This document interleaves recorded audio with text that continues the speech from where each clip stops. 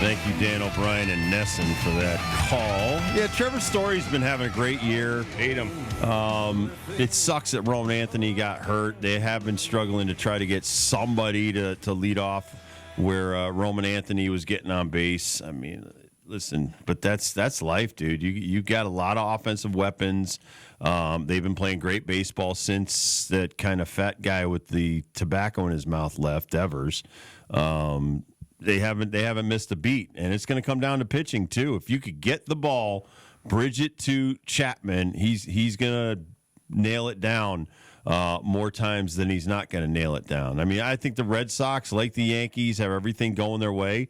They just got to finish this schedule and win every series. You can't win every game. Anybody who thinks you could just roll and win 20 in a row or 19, it's almost impossible in today's game. And like I was bringing this up earlier with the Dodgers and stuff. Listen, the Cubs have a better record than the Dodgers right now. The Padres are one game behind the Dodgers. But 3 weeks ago, the Dodgers looked like they were done. You could flip these scripts so quickly in baseball by a little bit better offense. Mets are the best hitting team with runners in scoring position over the last 50 games. I mean, that's why the Mets are now in a position to take out the Phillies and maybe even win their own division. So it's a question of getting hot at the right time, getting your health in order. You're still seeing a lot of injuries. My God, the Phillies have a ton of injuries all of a sudden. And honestly, I look at their age. Some of these guys, and for people to realize, about 30 years old, stuff starts to fall off of you in Major League Baseball or the NFL. In life. In life. And it's hard to keep these guys healthy. So you're seeing guys not throw as many innings. You're seeing guys getting pulled out of games. You're seeing more forced rest days. They don't call it load management in baseball because most of these guys don't want a day off. If they're playing well, they certainly don't want a day off. So right now, the Boston Red Sox, Yankees, Blue Jays, this is a 3-team race to get to the postseason, but also win the division. Red Sox may be putting out a scheduled loss today. They're back with the Athletics, but they've got Connolly Early pitching. Yes, Connolly Early. Connolly's his first name.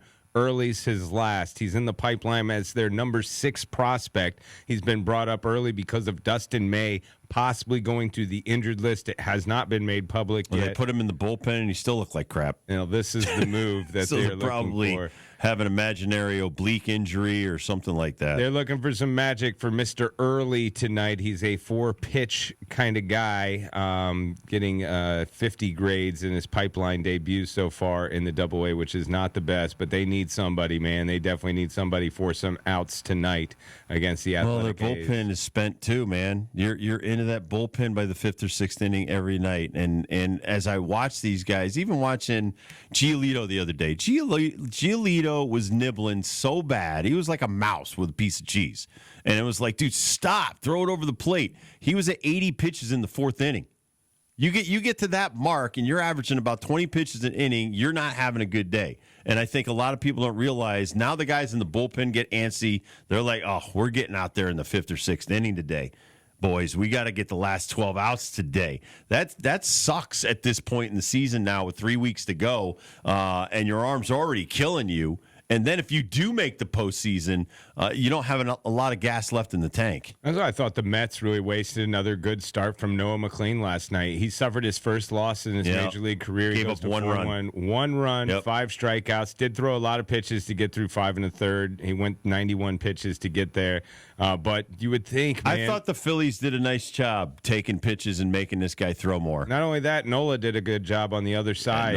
Nola's best start, I think, of the year. 94 pitches for him to get through 6, 7 strikeouts, 2 walks, no earned runs as they got skunked 1-0. Just one that got away, I would say, for the Mets, and a team that they've been chasing, a team they might match up with in the playoffs, team in their division, and a kid that has been lights out to start his career.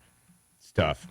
But like you said, that's what happens, man. That's baseball, Susan. You can be hot as a team and get a great start, and then all of a sudden your bats go cold because you ran into a guy that had his stuff that night. No, and talking about the AL East, there's so many of these other divisions right now. Cubs are playing some great baseball, but they ran into a good pitching matchup with the Braves last night. They lose 5-1, drop a game there. They are at 81 wins right now. Hard to believe though, the Brewers are at 89 wins.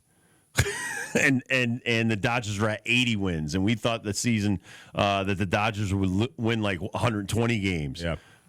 Go ahead, Nick. What do you say? That's just the story with Milwaukee, though. We've talked about it so many times. It's a team full of scrappy players who aren't household names. You got Bryce Terang. You have some household names with Yelich and Contreras, but outside of that, it's Coach Murphy, dude. He coaches like it's a college team. Yeah, he coaches them in fundamentals of baseball. He doesn't let you get away with errors. If it doesn't go unnoticed, like if you do, and he's a goofy guy. The guy walks around with quesadillas in his pocket. Right, he keeps it loose. I'm not lying. He does quesadillas. He has like quesadillas or pizza or pancakes. Something. He's got the pancakes. He got pancakes in his pocket. Pancakes that he'll whip out at any time. The other day I saw him feeding the reporter pancake. He keeps it loose, Goofy but dude. Everyone's held accountable. Like if you make a base running error, you're not going to go in the blunder or in the dugout and start yelling at everybody else. You get taught what you did wrong and you watch it on film. Pitching wise, last night they lost to the Rangers 5-0. Quintana's on the mound. Quintana gives up 5 earnings, but they keep him out there, dude. Like, he only threw 85. He threw more economically in that 5-0 loss than McClain and Nola. And Nola got the win last night for the Phillies. How many other pitchers did they waste to get through that game? One reliever. They just want they can concede games like that when they know they're going to lose. Throw in the white towel. We'll move on till tomorrow. We'll save our pitching. That's college mentality. And from what they've been able to build, 89, they're about to have their 90th tonight, probably against the Rangers. No, I still think that they don't have the mentality for the playoffs, but they've got the mentality to win every damn baseball game every time they go out there. I think they're going to be fine. I mean, they've outscored everybody in the National League. They've scored the most runs, and they're the second fewest runs given up by their pitching staff. So they're a 171 differential right now, and to me, that's very impressive. Some of these other teams that are very impressive, obviously the Phillies, Dodgers are plus 97, but you look at the Padres; they've allowed the fewest runs in the National League, and that's why they're able to still hang there. Now, they've only won 4 of their last 10 in San Diego, but their pitching staff right now is carrying that team. Yeah, I still think they're a legit threat. Legit threat. Their lineup is top to bottom, and they can do it in a bunch of different ways. They made easy work. When they have the runner on second in extra innings, they do not waste time. Easy work of the Cincinnati Reds last night in that extra inning frame. Yeah. The Padres' bugaboo is the Dodgers. And then I'm wondering if the Orioles, they get swept by the Orioles. But if the Padres get past the Dodgers, like, is that their World Series? And then they shut it all down. They've just got all the tools. If you look at the names and look at the stats of the year, they've got all the tools to make it happen. They've just run into funks. And that's when we get to the playoffs, man, it's different. It's different for these guys, and the pressure keeps mounting. I think the Brewers have had zero pressure at all this year. No one's expecting them to do anything. They're not expected to win the division, not even expected to make the playoffs. Now they're in the playoffs. House money. Up until this point. You would think. But if they get a division series and all of a sudden lose that first one,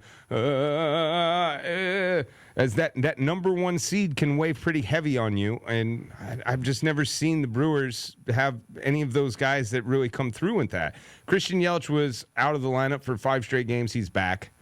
They get all their pitchers back. They're healthy.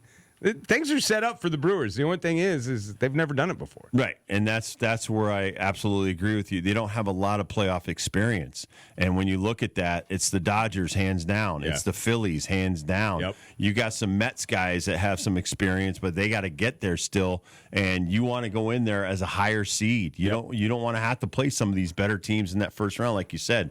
The Brewers, they're going to finish with the best record in baseball, I believe, which is really going to help them with the home field advantage. But at the end of the day, experience. And Pat Murphy, listen, Pat Murphy, 40 years experience. This guy knows how to coach a baseball game. It's the response that you get, the adjustments that these guys will make, and it's how you handle the last 9 outs of a ball game. It's not even 9 anymore. It used to be 9 when I played. It's handling the last 12 outs of a baseball game. Because your bullpen now is almost as important, maybe more important than the starting rotation. And the Brewers have some great starters, but it's really going to be about keeping your bullpen fresh. When do you start resting these guys in the last, you got 19, 18 games left on your docket? When do you start sitting some of these guys? Because they're not going to want to sit. But at the same time, Murphy's going to have to explain, listen, we're in this to win a championship. We're not in this to win the National League Central. Right. We're in this to win a championship. The Phillies, they got a lot of veterans. They're going to be happy to take a couple of days off. The Dodgers, they're going to be happy. Freeman's banged up. Betts is banged up. This is a very banged up team. The one guy you're going to get arguments are from Shohei. Where are you going to pitch Shohei in the postseason? You're going to put him in the rotation. Guy could barely go 5 innings. You're going to put him in the bullpen. He's not going to really love that. So, those are situations now where these managers, now you're going to have to see them start coaching in the last 3 weeks. What is the rule? Like if Shohei comes in as a DH, we switch him to the pitcher. Is that like a what do we call it? Secretarial kind of thing for baseball? Like, do I just switch the P and the DH around? Can he come in? You're not going to lose the DH over that. Still going to be in the lineup. Okay. Yeah, you're not going to lose the DH. He's going to stay in the game, but I think you might have to worry about getting him warmed up. What are you going to do? Make him run down to the bullpen and he's hitting fifth? Well, I'm just wondering if he's a pitcher and he is in the DH. I guess it doesn't change anything, but I'm just wondering, if you wanted to use a spot for a lineup. I don't know. I'm trying to think of the advantages the Dodgers have with this freak of nature that can also throw him at least an inning in the playoffs that nobody else has. Nobody else has this. That's what Nick asked me, who I think I'm afraid of on the national side for my Cubs to play, and I still throw the Dodgers out there. I think Shohei's the best player in baseball. I think that Mookie Betts and Freddie Freeman are the most clutch players in baseball. Freddie Freeman, just watch out for his. If the designated hitter assumes a defensive position in the field, you lose the DH for the rest of the game. That's what I thought. Yeah. I thought that. So that's what I'm wondering if that is the rule that he has to start. Here's the kicker, as a though. Pitcher. If he goes into pitcher, the pitcher has to bat as the DH. Oh! So essentially, he'd be Xing himself out. He'd still hit for himself. Okay. Yeah.